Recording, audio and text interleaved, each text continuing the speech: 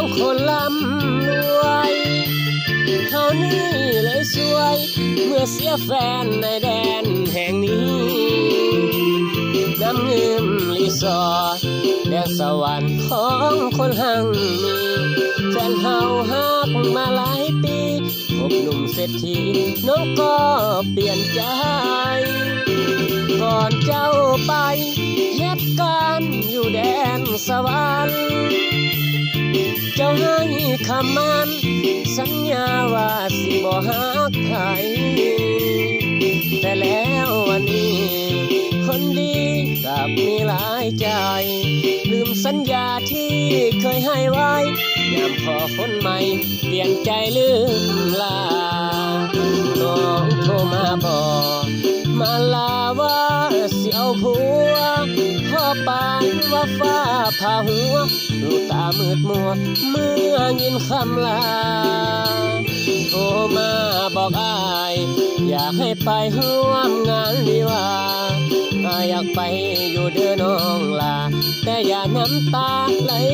ทางน้องแดนสวรรค์เจ้าเอ๋ยจงอวยพรใส่ให้เขากับคนหักใหม่ขออย่าได้พบความเศร้าหมองคนจนบุญน้อยจำต้องถอยห่างแม่เนื้อทอง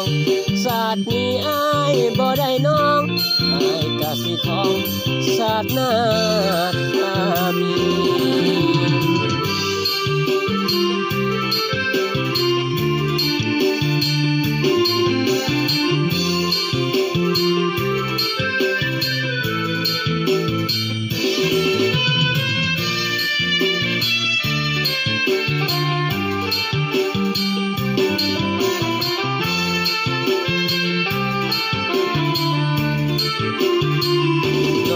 โทรมาบอกมาลาว่าเสียวผัวพ่อปานว่าฟ้าผ่าหัวดูตามืดมัวเมื่อยินคำลาโทรมาบอกอายอยากให้ไปร่วมงานวิวาอยากไปอยู่เด้อน้องลาแต่อย่าน้ำตาไหลผ่านน้องแดนสวรรค์เจ้าเอ๋ยจงอวยพรใส่ให้เขากับคนหักใหม่ขออย่าได้พบความเศร้าหมองคนจนบุญน้อยจำต้องถอยห่างแม่เนื้อทองศาสตร์นี้อายบ่ได้น้องอายกะสิของศาสตร์หน้าทามี